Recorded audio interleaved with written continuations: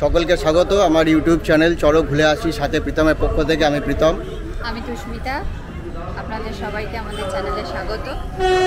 আমরা বেরিয়ে পড়েছি আজকে বাঙালির শ্রেষ্ঠ উৎসব দুর্গাপূজার মহা অষ্টমীর দিন। আমরা যাচ্ছি প্রয়াগরাজ, বারাণসী, অযোধ্যা। আমরা যাচ্ছি নয়, আমাদেরকে ডেকে পাঠানো হচ্ছে, তাই আমরা যাচ্ছি। হ্যাঁ ঠিক তাই, আমাদের ডেকে পাঠানো হচ্ছে তাই আমরা যাচ্ছি। ঈশ্বরের ধাম, ঈশ্বর ডেকেছেন, যাচ্ছি ঈশ্বরের ইচ্ছা। এবার আমাদের ট্রেন কামারকুণ্ডু থেকে আমরা এসেছি। আমাদের সিঙ্গুরের একটা নিকটবর্তী স্টেশন কামারকুণ্ডু থেকে আমরা জম্মু তাওয়াই ধরবো 13151 জম্মু তাওয়াই এক্সপ্রেস। এখান থেকে আমরা ধরে ফার্স্ট যাব অযোধ্যা। মানে এত ট্রেন যাচ্ছে, আমি ওই জন্য রেকর্ডিংটা বন্ধ করে দিলাম। আমাদের এখান থেকে কামারকুণ্ডু থেকে ট্রেনের টাইম হচ্ছে 12:25। কালকে সকাল 6:20 অযোধ্যা পৌঁছাবে। আর আমরা যাচ্ছি এবারে, আমরা 4 জন, আমার ফ্যামিলি, মানে আমি, আমার হাজব্যান্ড, ছেলে আর শাশুড়ি মা যাচ্ছে। অন্তরারা এবারে যাচ্ছে না, অন্তরা, বিপ্লবদা, যারা আমাদের সাথে সবসময় যায়। মিস করব ওদেরকে পুরো ট্রিপটাতে, কিন্তু ওদেরও একটু পারিবারিক অসুবিধার জন্য যেতে পারলো না। আমরা 4 জনই এবারে ঘুরে আসি, আপনারাও সাথে থাকুন, দেখতে থাকুন। গতকাল বিপ্লবদার সাথে আমার কথা হচ্ছিল। বিপ্লবদা বললো আমরা শারীরিকভাবে তোমাদের সাথে না থাকতে পারলেও মানসিকভাবে আছি। যাই হোক, মানসিকভাবে ওরা আছে, ওদের সাথে আমাদের যোগাযোগ থাকবে ভিডিও কলের মাধ্যমে। তুষ্মিতা যেটা বললো যে এবারে যাচ্ছে, মাকে নিয়ে যাচ্ছি আমরা। শান বসে এখানে, শান হাত নাড়া ছাড়া অন্য কোনো অ্যাক্টিভিটিস দেখা। মা, তুষ্মিতা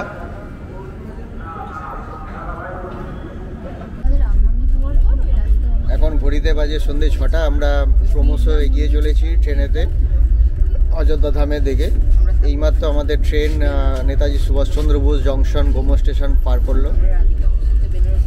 আমরা গত এপ্রিল মাসেই ঘুরে এসেছি হিমাচল প্রদেশে।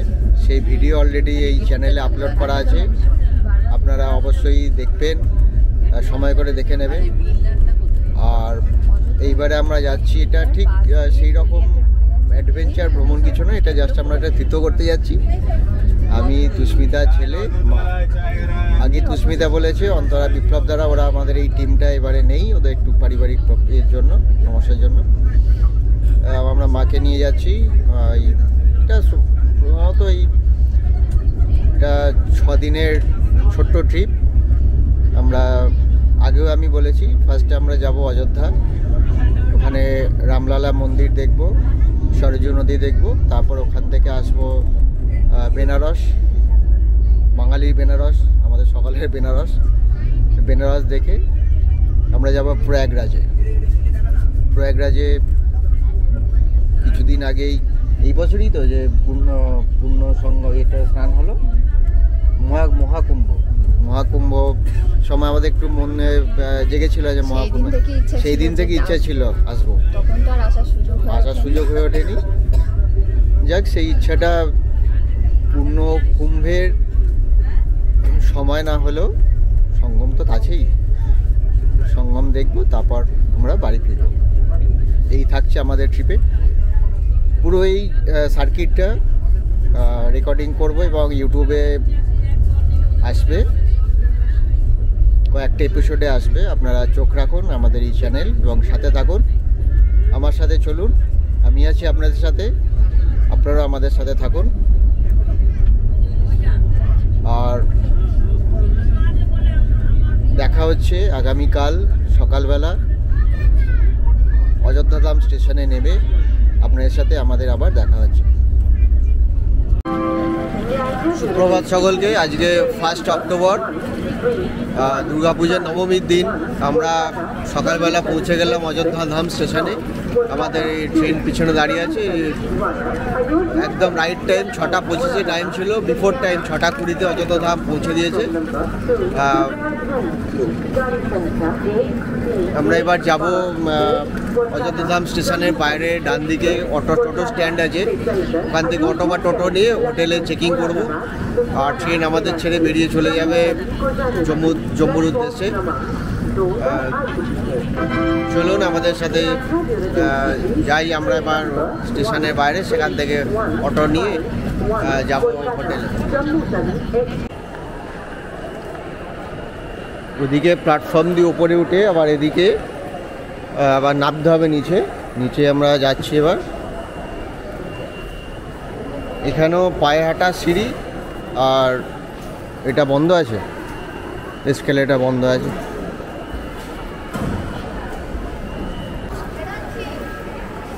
আমরা প্ল্যাটফর্ম থেকে বেরোবো, বেরিয়ে বাইরে হয়তো অটো বা টোটো স্ট্যান্ড আছে। এখানে এটা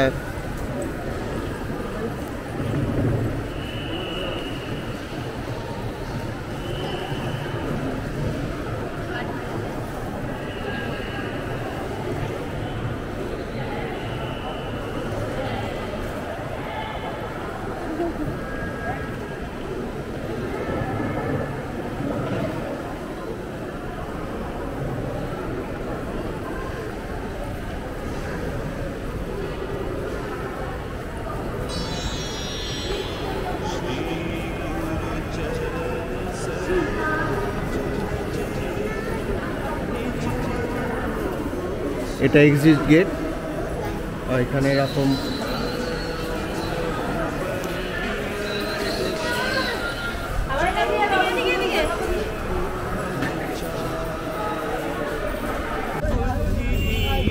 অযোধ্যা ধাম স্টেশনের বাইরে আমরা চলে এসেছি। এখানে অটো টোটো স্ট্যান্ড আছে।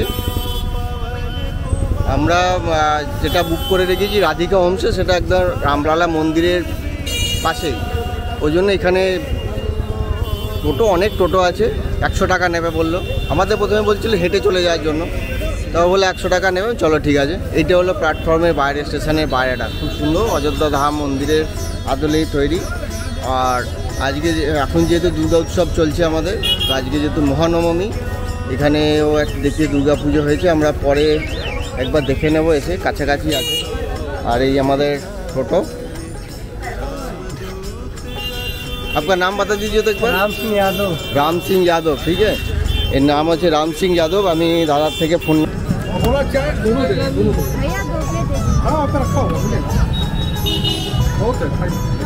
আমরা যে হোটেলটা আছি ঠিক তার গলির মুখে এরকম পকোড়ার দোকান আছে। আমরা 2 প্লেট পকোড়া নিচ্ছি এখান থেকে, সাথে আমাদের মুড়ি আছে। আজকে জলখাবারটা আমরা মুড়ি পকোড়া আবার কিছু ফলমূল দিয়ে সারবো। এখানে লুচি তরকারি দোকানও আছে, পাওভাজির দোকান আছে, এখানে সাউথ ইন্ডিয়ান ফুডও আছে। তো দাদা পকোড়া প্যাক করে দিচ্ছে, খবরের কাগজে মুড়ে দিচ্ছে। আমরা রুমে নিয়ে যাব, গিয়ে খাবো। জলখাবারটা খেয়ে তারপরে আমরা বেরোবো। 1 প্লেট পকোড়া কত বললো? 20 টাকা। আচ্ছা 2 প্লেট নিলাম আমরা, 40 টাকা 20 টাকা প্লেট পকোড়া। গরম গরম পকোড়া খেয়েছি, খুব সুন্দর ছিল, ভীষণ সুন্দর। দাদা একটা খাইয়েছেন আমাদের।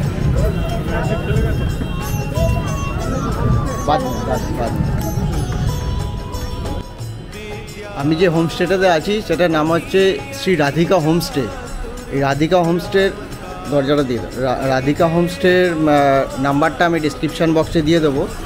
এইখানে এসে থাকতে পারেন। এইখানে থাকার যেটা বিশেষত্ব হচ্ছে, এটা লাভ হচ্ছে স্টেশন থেকে এটা মাত্র 700 মিটার।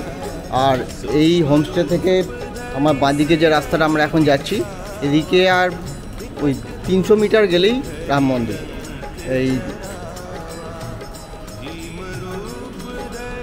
এই হচ্ছে ওই হোমস্টেটা। আমরা জলখাবার খেয়ে ব্রেকফাস্ট করে বেরিয়েছি রামলালা মন্দির দর্শনে।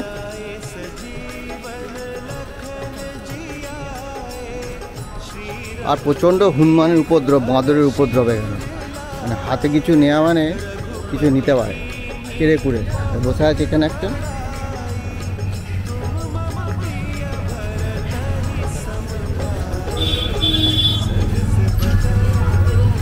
জাস্ট এই হোমস্টে থেকে বেরিয়ে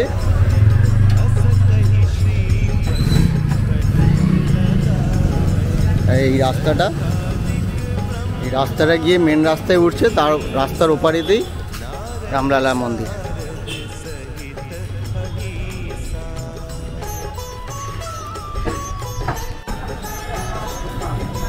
এই যে এই গলি রাস্তাটা আসছে মেন রোডে এসে উঠছে, মেন রোডের ওপারটাই হচ্ছে শ্রীরাম মন্দির। এই মেন রোড, এখানে অটোর সাথে কিছু গল্ফ কার আছে, ব্যাটারি কারগুলো। আমরা উপরে যাব এখন। এই গল্ফ কারগুলোতে করে আপনি ঘুরতে পারেন অযোধ্যা রাম মন্দির, হনুমানগড়ি মন্দির, এর সাথে সরযূ নদী। যদিও সরযূ নদীটা আমরা বিকেলবেলার দিকে যাব।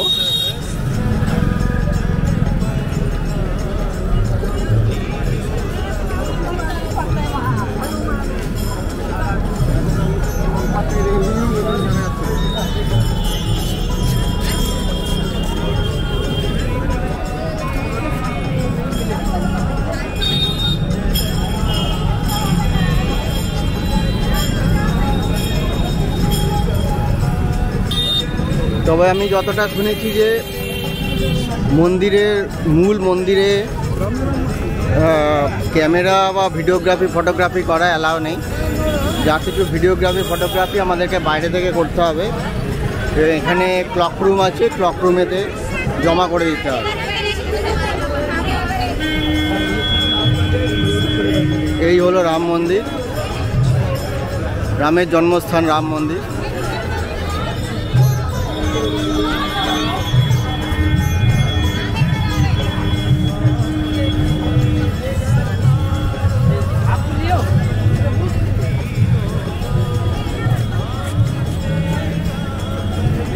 এখানে হুইল চেয়ারের ব্যবস্থা আছে। যাদের পায়ের সমস্যা, শারীরিকভাবে অক্ষম চলার জন্য, তাদের জন্য এখানে হুইল চেয়ারের ব্যবস্থা আছে। এই হুইল চেয়ার সুবিধা এখানে লেখা আছে, হুইল চেয়ার সুবিধা। এখানে বসার জায়গা আছে, রেস্ট নেওয়ার জায়গা আছে, সামনে পুলিশ চৌকি আছে।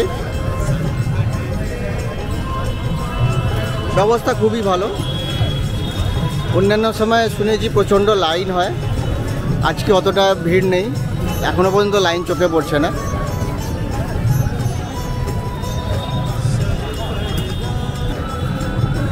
এখানে পুলিশ চৌকি আছে। জিজ্ঞেস করলাম যে ক্যামেরা মোবাইল কত দূর পর্যন্ত অ্যালাউ আছে। ওনারা বললেন যে যতদূর এটা নিয়ে যাওয়া যাচ্ছে ততদূর নিয়ে যান, তারপর ওখানে ক্লক রুম আছে, জমা হয়ে যাবে। যে কিছুটা অ্যালাউ করেছে। এখানে এরকম কিউ করা আছে, রো করা আছে। এই রোয়ের মধ্যে দিয়ে যেতে হবে। যাচ্ছি আমরা সামনে।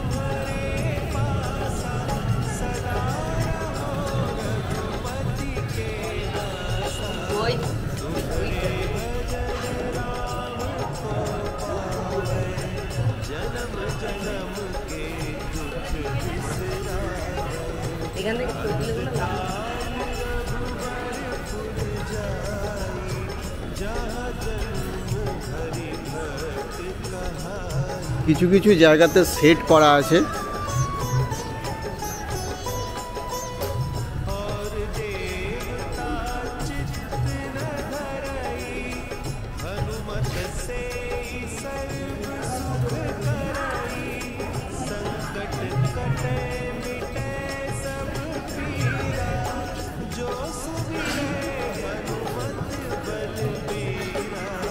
বাঁদিকে দেখাচ্ছে শ্রীরাম চিকিৎসালয়, সোজা তীর্থক্ষেত্র, আর ডান দিকে হচ্ছে শ্রী হনুমানগড়ি মন্দির। আমরা আগে শ্রীরামচন্দ্রের মন্দির দর্শন করব, তারপরেতে ডান দিকে যে হনুমানগড়ি মন্দির আছে সেই হনুমানগড়ি মন্দির আমরা দর্শন করব।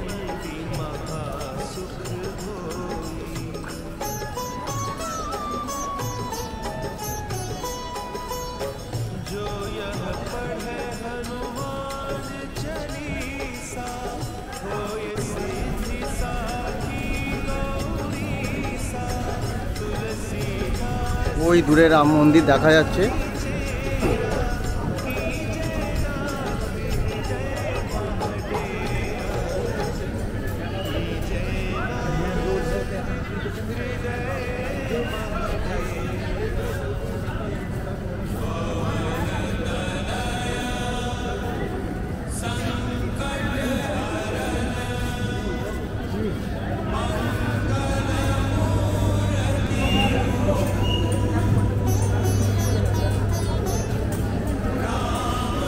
এখানে জিনিসপত্র জমা করতে হবে, জমা করবে না হাতে আগের লোকেরা লগার আছে।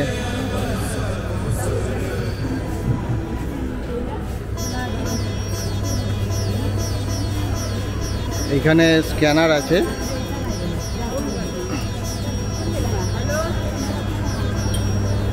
এই স্ক্যানার আছে। আমাদের কাছে যে ছোট ব্যাগগুলো ছিল, আমার ক্যামেরার ব্যাগ, তুস্মিতার হ্যান্ডব্যাগ, আমাদের যে জলের পাউচ, এগুলো সমস্ত কিছু স্ক্যান হলো। এইখানে সব কিছু নিয়ে আসা যাবে, আর আগে সমস্ত কিছু জমা করতে হবে।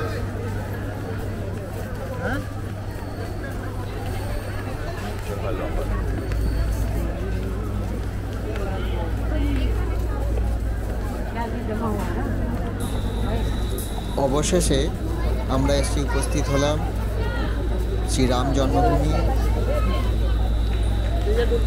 রাম মন্দিরে। এই রাম মন্দির হলো ভারতের উত্তরপ্রদেশ রাজ্যের অযোধ্যায় নির্মিত একটি হিন্দু মন্দির। এটি রাম জন্মভূমিতে অবস্থিত, যা হিন্দু ধর্মবিশ্বাসীদের মতে হিন্দু ধর্মের অন্যতম প্রধান দেবতা রামের জন্মস্থান। ভারতের প্রধানমন্ত্রী নরেন্দ্র মোদী 2020 সালে 5ই আগস্ট রাম মন্দির নির্মাণের সূচনার জন্য ভূমি পুজো করেন, ভিত্তিপ্রস্তর স্থাপন অনুষ্ঠান করেন। মন্দিরটি বর্তমানে নির্মীয়মান। শ্রীরাম জন্মভূমি তীর্থক্ষেত্র দ্বারা তত্ত্বাবধান করা হচ্ছে। 2024 খ্রিস্টাব্দের 22শে জানুয়ারি রামলালার প্রাণ প্রতিষ্ঠার মাধ্যমে উদ্বোধন করা হয়। মন্দির চত্বরে সূর্য, গণেশ, শিব, দুর্গা, বিষ্ণু ও ব্রহ্মার মন্দির অন্তর্ভুক্ত রয়েছে। ওখানে অনেক কাজ চলছে, কাজ শেষ হতে হতে এখানে রাখবে এখনো 5-6 বছর লাগবে বলে আমার যেটা মনে হয়।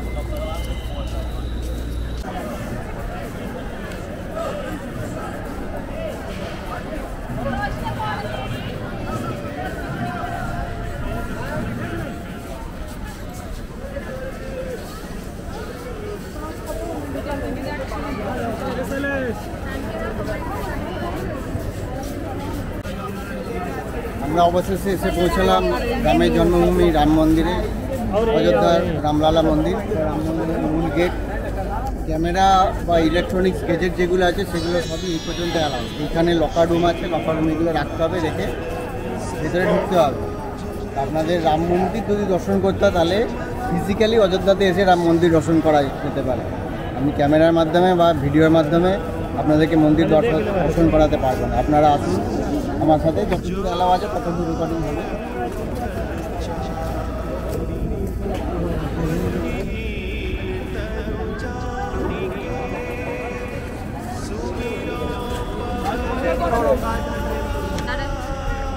আমরা এইমাত্র ভিতরে মন্দির দর্শন করে এলাম। আপনাদেরকে বলবো যে ঈশ্বরে বিশ্বাস থাক বা না থাক, একবার এসে অন্তত দেখে যাওয়া উচিত যে কতটা জায়গা নিয়ে কীরকম একটা মন্দির তৈরি করা হয়েছে, যেটা বিশ্বের দ্বিতীয় বৃহত্তম হিন্দু ধর্মের মন্দির এই রাম মন্দির। অবশ্যই আসতে বলবো একবার এসে অন্তত দেখে যাওয়ার জন্য, যে তার ভিতরে যে কারুকার্য বিভিন্ন রকম। তোমার কেমন লাগলো সুস্মিতা, তুমি বলো।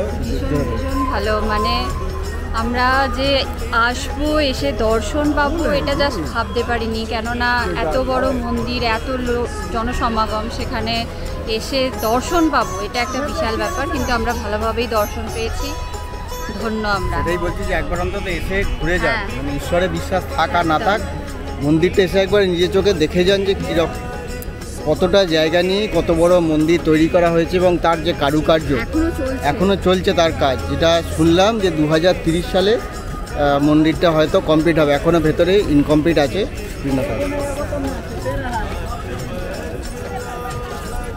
মায়ের কেমন লাগলো বলো তোমার? খুবই ভালো লেগেছে, টিভিতে দেখেছি, এটা চাক্ষুষ দেখলাম, খুবই ভালো লেগেছে। শান্তি বলছিস বল? খুব ভালো লেগেছে যেমন মন্দিরের ডিটেলিং, তারপরে রামের যে মূর্তিটা ওটা বল। মন্দিরের যে ডিটেলিংটা আর রামের যে মূর্তিটা ওটা খুব সুন্দর।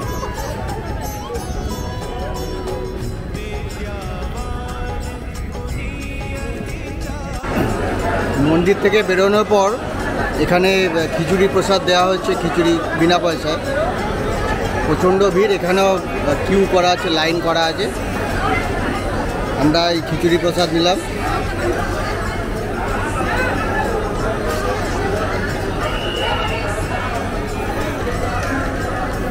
প্রচণ্ড গরম, কথা বলা যাচ্ছে না, একদম গরম গরম খিচুড়ি পরিবেশন করে। রামলালা মন্দির থেকে 300 মিটার হাঁটা পথে এই গলির মধ্যে হচ্ছে হনুমানগড়ি মন্দির। আমরা এখন যাচ্ছি হনুমানগড়ি মন্দির, হনুমানজির মন্দির। এখানে আপনি হেঁটে হেঁটেও ঘুরতে পারেন, বা গল্ফ কারগুলো আছে, ব্যাটারি গাড়িগুলো আছে, সেগুলো নিয়ে সেগুলোতে করে আসতে পারেন।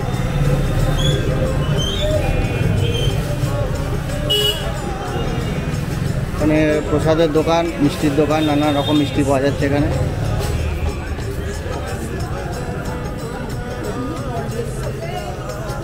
কিনবো, সুন্দর দরবেশ বলছে এখানে পাওয়া যাচ্ছে, দরবেশ নেবে এখানে।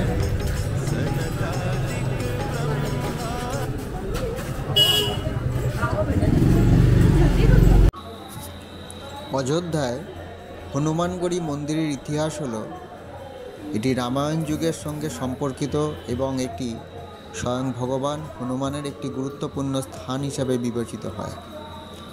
বিশ্বাস করা হয় যে হনুমান দীর্ঘকাল ধরে এখানে বাস করতেন এবং অযোধ্যাকে সুরক্ষা রাখতেন। এই মন্দিরটি একটি পাহাড়ের ওপর অবস্থিত এবং এর স্থাপত্য ও আধ্যাত্মিক ঐতিহ্য অনেক পর্যটকদের আকর্ষণ করে।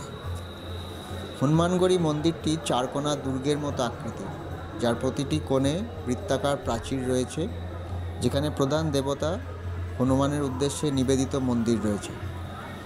মূল মন্দিরে পৌঁছানোর জন্য 76টি সিঁড়ি রয়েছে, যেখান দিয়ে আমরা উঠে এলাম, যেখানে রূপালী খোদাই করা গর্ভগৃহ অপেক্ষা করছে। কেন্দ্রস্থলে 3টি জটিল নকশা করা দরজা রয়েছে, যা ভিতরের কক্ষে যায়। ভিতরে 6 ইঞ্চি লম্বা হনুমানের দেবতা, যাকে তার যৌবন বা বাল রূপে চিত্রিত করা হয়েছে, তার মা অঞ্জনীর কোলে অবস্থিত। হনুমান রামের নাম খোদাই করে একটি রূপালী তুলসীর মালা শোভিত করেছে। মন্দিরের দেওয়ালে হনুমান চালিসা শ্লোক খোদাই করা আছে। মন্দিরে একটি বিজয় স্তম্ভ রয়েছে, যা বিজয় স্তম্ভ নামে পরিচিত।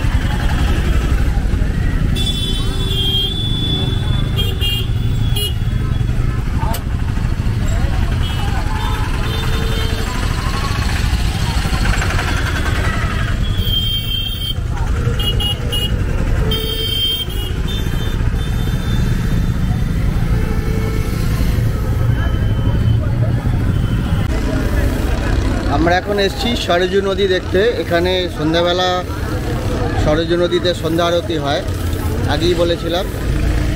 আমরা যেখানটায় আছি, যে হোটেলটায় আছি রাম মন্দিরের কাছে, সেখান থেকে 3 কিলোমিটার 3.5 কিলোমিটার দূরে, 3 থেকে 3.5 কিলোমিটার দূরে এই সরোজ নদী। আমরা অটো করে এলাম, 150 টাকা ভাড়া নিল।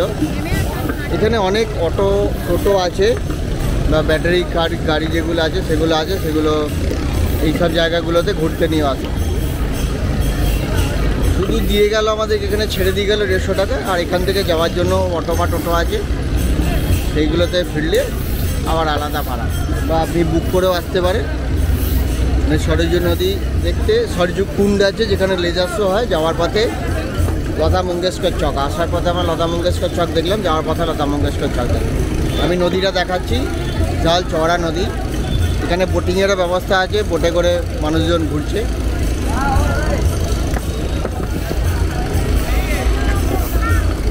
পড়ন্ত বিকেল, এখন বাজে ঘড়িতে সন্ধ্যা 6টা। এই হচ্ছে সরযূ নদী।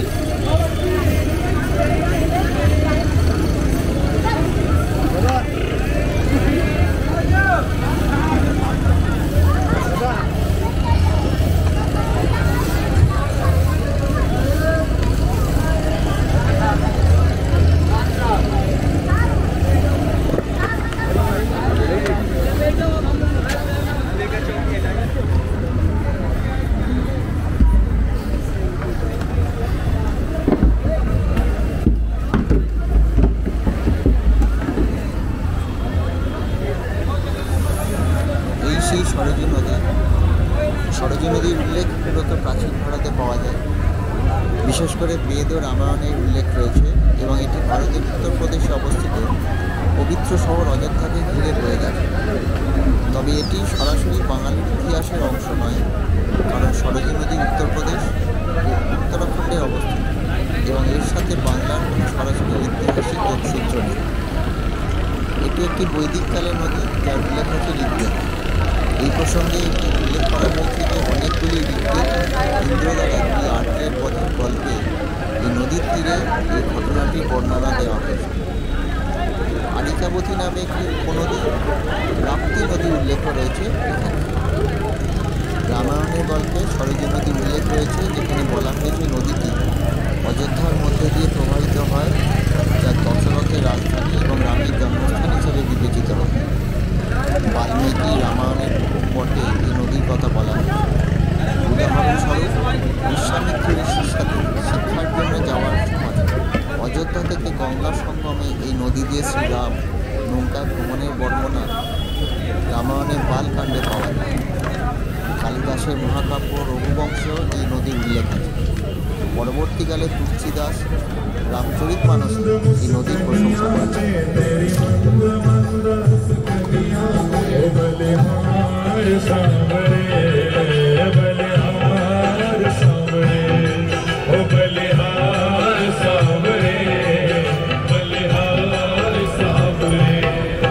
तेरी चांद अजब मतवारी लगती है प्यारी प्यारी, तेरी चाल अजब मतवारी लगती है प्यारी प्यारी, ओ तेरी चाल अजब मतवारी लगती है प्यारी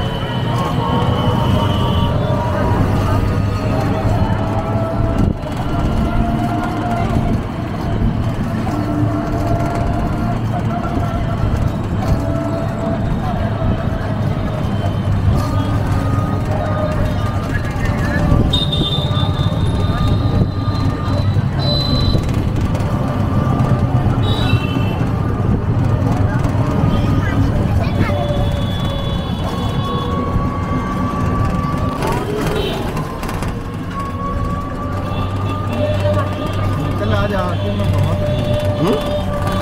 दो आरती खत्म हो गई थी जब आप लोग आते। आरती पूरा खत्म नहीं हुआ, बहुत देर से शुरू हुआ ना, वो बहुत कोई देर पता, तक पहले जानते हैं कितना देर तक बोला था, कोई टाइम क्या था पता नहीं। आधा घंटे होता था बस तुरंत खत्म। हाँ, और अभी तो बहुत देर तक पता नहीं ये हम तो सीधा है, सीधा सबसे ज़्यादा।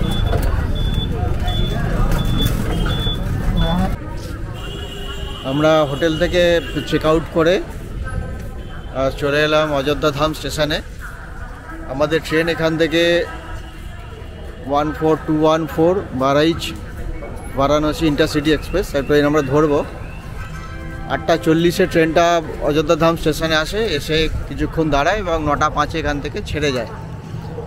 তার আগে আমরা এই অযোধ্যা ধাম স্টেশনের পাশেই, একদম পাশেই দুর্গাপূজা হয়েছে, আমরা ঠাকুরটা দেখে নিই একটু। যদিও আজকে দশমীর দিন,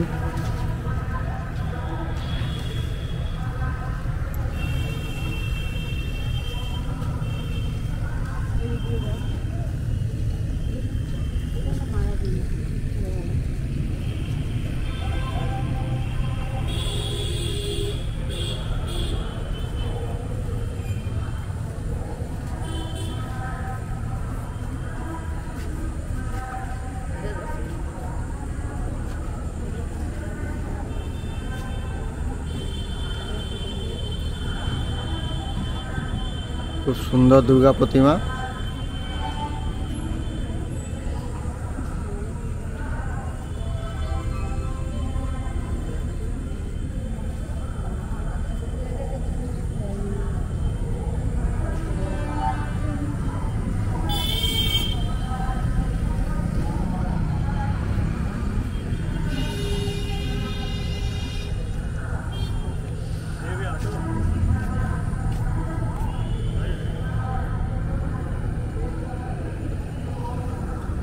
আর এই হলো অযোধ্যা ধাম স্টেশনটা, খুব সুন্দর।